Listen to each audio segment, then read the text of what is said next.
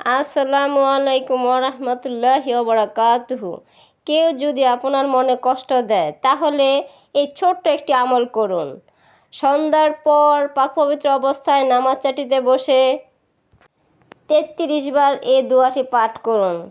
দোয়াটি হলো ইয়া জাব্বারু ইয়া জাব্বারু, 33 বার পাঠ করবেন। ইনশাল্লাহ আল্লাহর রহমতে কাজ হয়ে যাবে, আপনার কষ্ট দেওয়া বন্ধ হয়ে যাবে। তো ভিডিওটি ভালো লাগলে প্রচুর পরিমাণে শেয়ার করে দিন, এতে অসংখ্য মানুষ জানতে পারবে, শিখতে পারবে এবং আমলটি করতে পারবে, আপনার অসংখ্য সওয়াব হবে। তো ভালোবেসে চ্যানেলটি সাবস্ক্রাইব করে রাখুন, লাইক শেয়ার দিয়ে আমার পাশে থাকুন। এমনইভাবে নতুন নতুন ভিডিও নিয়ে আপনাদের মাঝে চলে আসব। সেই পর্যন্তই সবাই ভালো থাকুন, সুস্থ থাকুন। আল্লাহ হাফেজ।